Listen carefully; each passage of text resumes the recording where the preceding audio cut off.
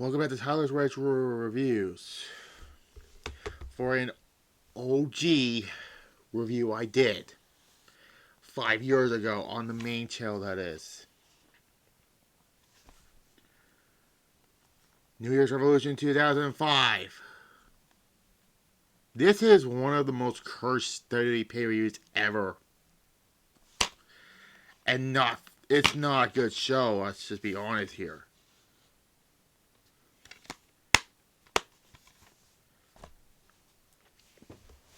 And you could tell why.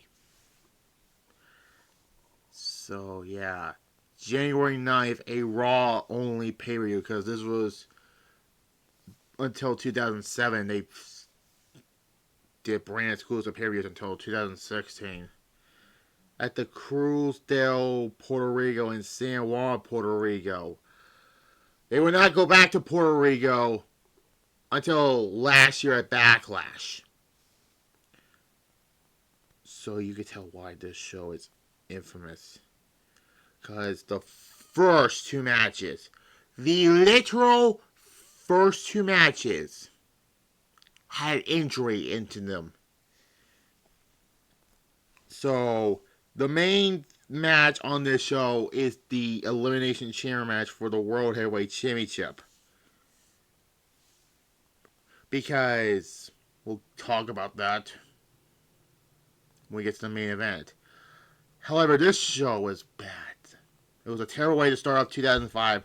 And fun fact, this was the first pay-per-view for WWE that is not counting the Royal Rumble. They did it for this one, 2006, and 2007. They won't do it again until 2022 with Day 1. And we don't know about that show. It was another cursed show, and it had a butterfly effect.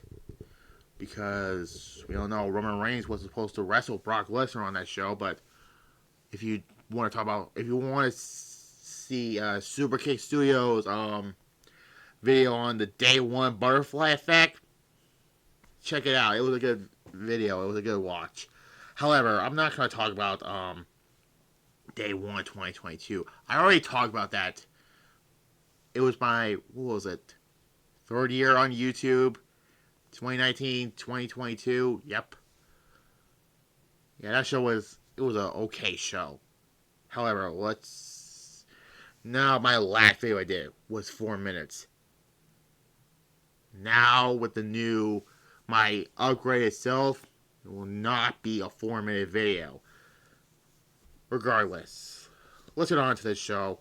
For the first two matches, had injuries in them. This one for the World Tag Team Championships.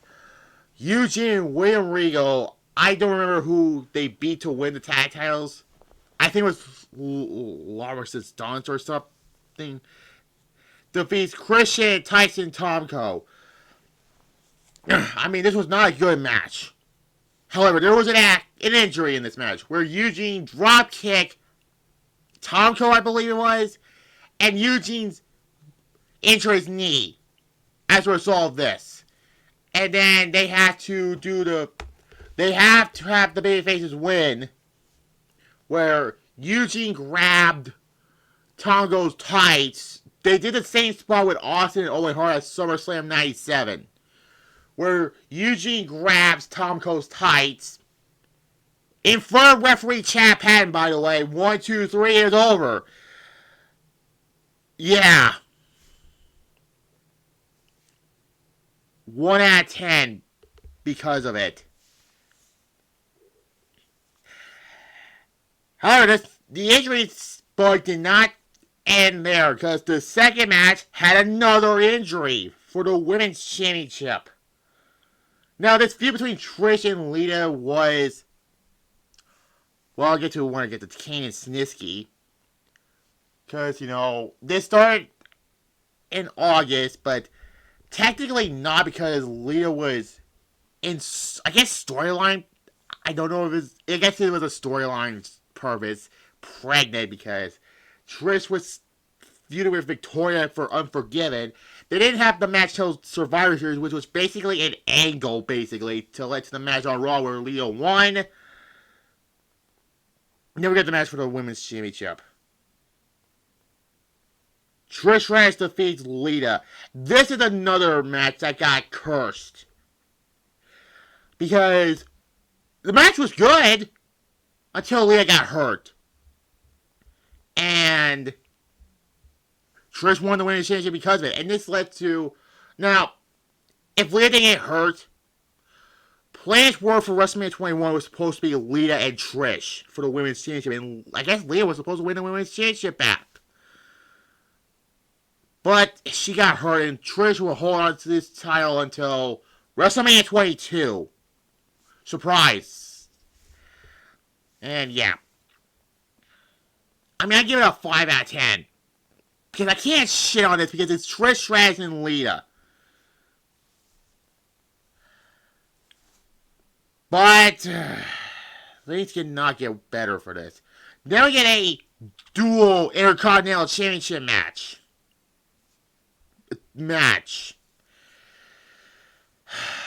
Shelton Benjamin defeats Maven.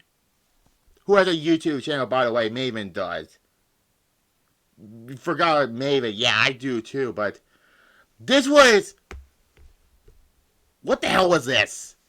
They lock up. Then Maven leaves the ring. He starts walking around the ring. Then cuts a fucking promo in the middle of the match, and Mike Chioda tells him to get back in the ring. And then Maven says, I need to concentrate. Wait until 15 years in the pandemic. Oh wait, you're not going to wrestle at that point.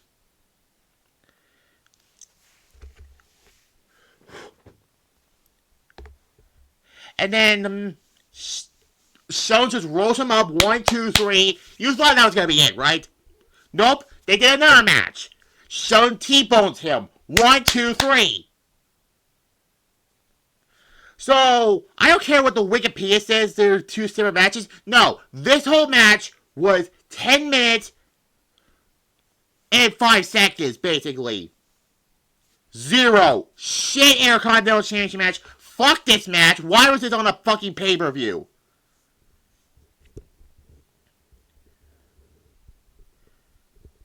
God, I was like, this show's terrible.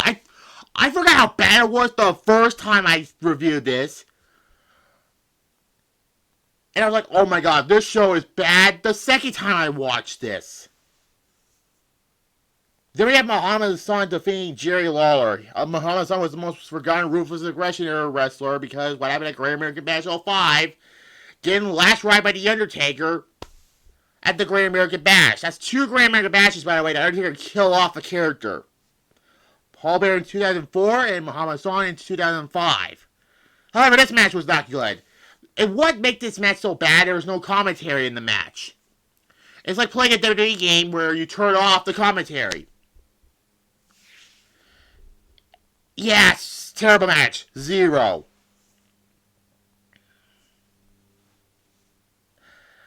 Then we had Kane defeating Snitsky. This whole thing started after Unforgiven 2004 when Kane lost to Shawn Michaels and, oh god, I said this before, it went from Kane and Matt Hardy in the summer, then Kane and Snitsky, then Edge and Kane, then Edge and Matt Hardy. I mean, oh my god, this whole thing with Lita was so fucking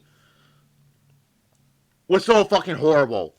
They had the match at Taboo Tuesday 2004, where Snitsky won that, and I was ready to write Kane off to film the first Seed on Evil movie. And they're back to doing this match again. This match was not as bad as I thought it was going to be. Because Snitsky, the whole, it wasn't my fault thing was kind of funny, but yeah. Kane won with a Tombstone Pile Driver. And that was the end of this feud. Well, until a cage match on Raw after this paper. 2 weeks after this. Or was it after the Rumble? I think it was after the Rumble. I don't fucking know. 5.5 out of 10 I'll give it. And then we get the main event. The only great match on this fucking pay-per-view. The Elimination Chamber match for the vacated World Heavyweight Championship. Now, before I get to the whole thing, Survivor Series 2004 had that really bad main event between Team Orton and Team Triple H. where the final week of the whole thing, you forgot how it was? Well, we'll be redoing that by November. That main event was bad. On a okay Survivor Series. I mean, it was not on the level of 2003. So there was a triple threat match between Triple H, Chris Benoit, and Edge. Where the finish was Benoit got Edge in the crossface. Edge rolls up Benoit and Mike Hila and was going to count 1, 2, 3, and Edge was tapped out, and referee Earl Hebner calls for the bell at the same time. So the bell became vacated. And this led to the Elimination Chamber match with Shawn Michaels as the special guest referee during the whole. I think it was after the second match where Edge wanted Shawn out of this match, but he was the referee in the match, and he also said the winner of that Elimination Chamber match will face him tomorrow night on Raw, which that did not happen, I think.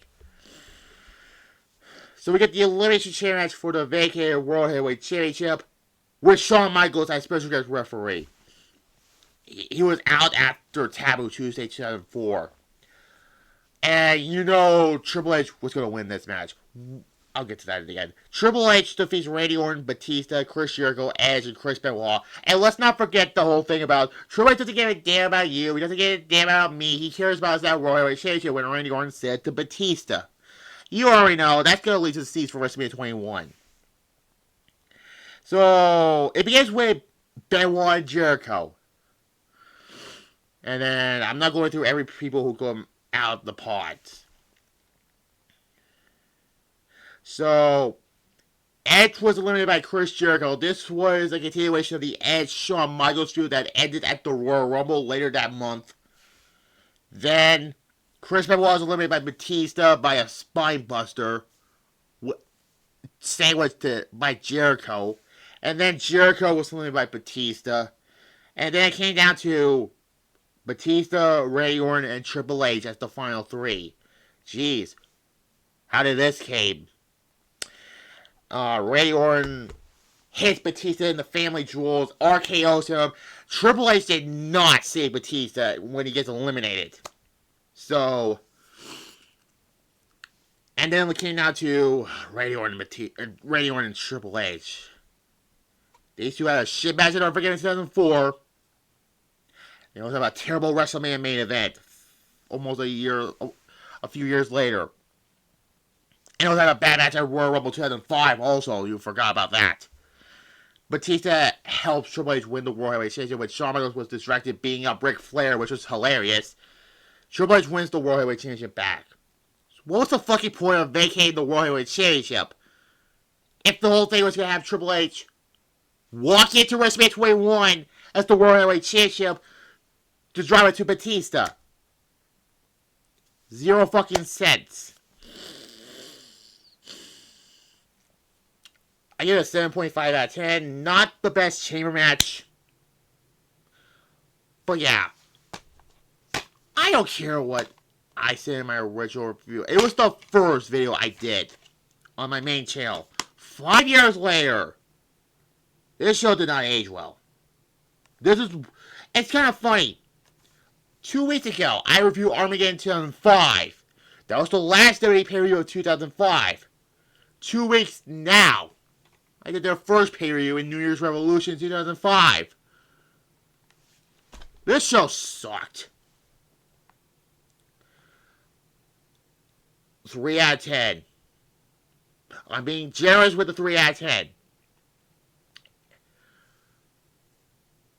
Next week, Royal Rumble 1999. Labeled No Chance in Hell. And then the week after that, Royal Rumble 2004 to get to the Rumble season. It's Rumble season now. So yeah, tomorrow will be my SmackDown review, pre-recorded. And then Saturday will be my, I think it was the What If on WWE 2000 rebooked. I don't know what I'm going to call it.